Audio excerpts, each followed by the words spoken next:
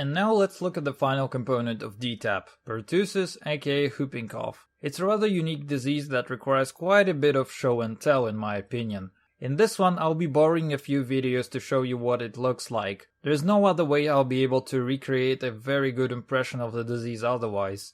Also, this is a video where you'll hear a lot of "we don't know", because quite frankly I wish we did, but we don't know everything about the disease. First, it's a bacterial infection caused by Bordetella pertussis. The bacteria is very selective. It uses upper respiratory tract to grow and reproduce. It also has several toxins that it produces, and we don't know 100% what each toxin does. Or rather, we're not exactly sure how to relate clinical manifestations to specific toxins. So here's our first case of "we don't know exactly". As you might imagine, this has created numerous challenges in vaccinating against whooping cough, which we'll discuss later. The mode of transmission is airborne, and you can only acquire the disease from other people. The contagiousness index is over 90%. It's a disease characterized by intense coughing, which releases bacteria in very massive amounts. So if you happen to contact a sick person, there is a very high chance that you will get infected. Classic whooping cough is a disease observed in children up to 5 years of age. It's been shown that adults can contact Bordetella infection when they grow up, but it doesn't manifest in the same manner and isn't much of a concern. A lot of those infections are treated as upper respiratory tract infections or uncomplicated bronchitis, and we'll probably never know if we indeed contacted the same pathogen we vaccinate against. We as clinicians also never assess adults for pertussis, and common antibiotics cover the bacteria very well. The incubation period for pertussis is usually 3 to 12 days, after which the disease goes through 3 distinct phases, each lasting 1 to 2 weeks. First comes the Catheter Phase. It's characterized by fever, malaise, a runny nose, as well as sneezing, and so on, a whole bunch of non-specific symptoms. It looks like your basic upper respiratory tract infection at this point. Pertussis bacteria enter through your upper respiratory tract and take some time to reproduce there, causing symptoms similar to the common cold. Unfortunately, this is when a pertussis patient is the most contagious. Runny nose and constant sneezing will produce tons of bacteria, and the true nature of the disease is still masked, so we won't hospitalize children or isolate them from others to prevent the disease from spreading. Second comes the phase of paroxysmal cough. Bacteria start to migrate and find a very neat place to live, which is the upper bronchi. What they do exactly to cause intense coughing is still up for discussion. People have found toxins that affect the bronchi, the nerves that send impulses to the brain to cough, and even some possible toxins that affect the brain and activate coughing reflex. And it's entirely possible that all of these factors are actually true and play a very important role. Anyways, the second phase is characterized by paroxysmal coughing.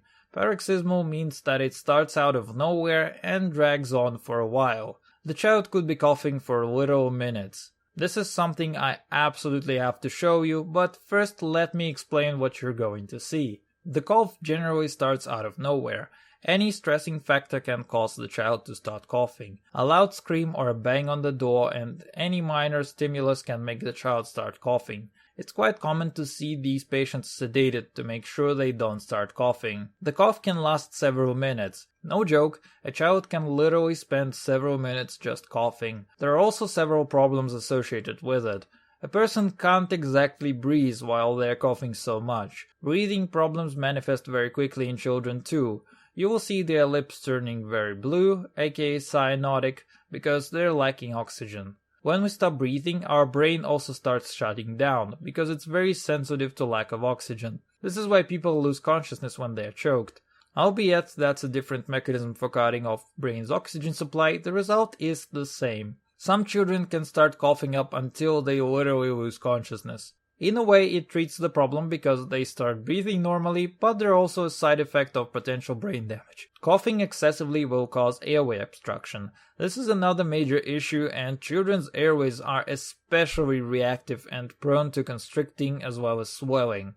This makes it even harder for them to breathe, unfortunately. These two last problems combined create another distinct manifestation of pertussis, the whoop. Coughing children will try to breathe some air in between the coughs. Airway obstruction creates a recognizable whoop sound when air goes through the larynx. After the paroxysm ends, it's common for children to vomit. And mind that, there is no real cooldown on the child coughing. They can start coughing again within minutes and go on to do this all day long. I don't want to give you the exact estimate of how much they generally do it or how much they can do it, but I do want you to understand that it can happen over and over again and quite a lot. Also, there can be some other bad side effects to this cough. Constant coughing will increase intracranial pressure, causing some brain swelling, and small blood vessels can also rupture. It's quite common to see blood vessel injections or ruptures in the eyes, for instance. Brain edema alongside hypoxia alongside bacterial toxins can also produce seizures. Fortunately, it's not very common, but it's also possible. So now let's take a look at a video of how this happens actually. There we go.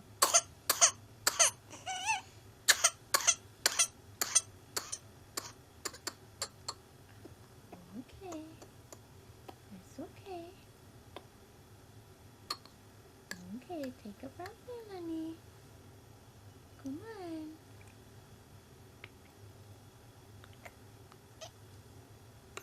Almost there. There we go. Oh my. It's okay. It's okay. Yeah. It's okay. Here.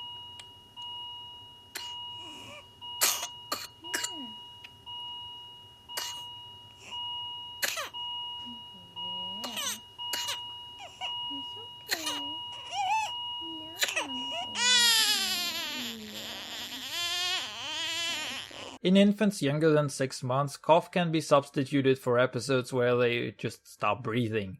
Alternatively, the cough can exhaust these children so much that they won't be able to breathe adequately. These children will often require prolonged mechanical ventilation as well as sedation. Third phase is convalescent phase. There are no more paroxysms of coughing, but normal bronchitis like cough. All the other symptoms also subside, but this cough can remain with the child for a few more weeks still. There are two distinct variants of the vaccine, cellular and acellular. Chronologically wise, the first type is cellular. It's an inactivated vaccine, meaning it consists of killed bacterial cells. Most countries today use the acellular version. This one is a subunit-based vaccine, meaning it contains only some of the antigens from Pertussis bacteria. It's a bit more expensive, but the reason for its existence is simple. It causes far fewer adverse reactions. Notes about vaccine and adverse effects. The vaccine doesn't guarantee 100% protection from the disease. It's estimated to cover about 70 to 80% of cases, and there are several reasons for it. First of all, we're not sure what part of the bacteria causes the clinical manifestations. A few toxins have been identified, but we're still puzzled as to which one does what exactly. Second, logically, it would be best to use live attenuated vaccines for such cases. Too bad, but no one has developed this sort of vaccine that would actually work and be 100% safe. The primary concern is indeed safety, because inactivated vaccine provoked a lot of adverse reactions. Chemical vaccines are less reactogenic, but come with a downside. They are only as strong as the antigens that you put in them. Since we don't know which antigen we should protect against, it becomes a game of trial and error. Scientists pick up a few, mix them and conduct trials on animal models. In the end, the best combination of antigen gets tested further and becomes a marketable vaccine. Third, the duration of immunity. It's been estimated that immunity can last anywhere from 3 to 10 years. Mind that, this is pretty good, because natural immunity after pertussis can last from 5 to 20 years. I said at the start of this that adults can contract the disease too, but it manifests differently, and clinicians are unaware of it and don't really need to screen for it. The classic manifestations described here apply to infants and young children. In adults, the disease is non-lethal and generally indistinguishable from other causes of infectious bronchitis, so it gets treated as such. For lots of people, the disease becomes chronic and the role of asymptomatic carriers becomes larger. And fourth is that microorganisms adapt, unfortunately. The modern acellular version of the vaccine is very safe. Common side effects include injection site swelling, redness, pain, fever, and cold-like symptoms. Side effects are a lot more common with cellular version of the vaccine.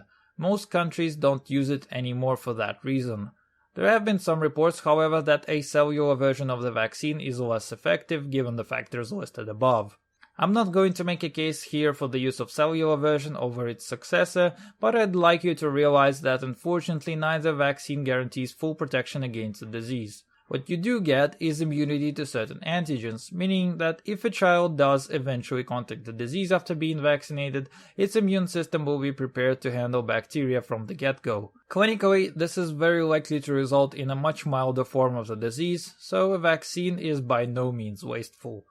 So let's take a look at our scales again. We've got a vaccine that can cover up to 70 to 80% of pertussis cases and potentially prevent severe manifestations of disease in others. The disease itself is by no means a pleasant experience, neither for the child nor for anyone who is observing it. On the other hand, we have a relatively low chance of mild side effects with the acellular version, which is the most common one nowadays.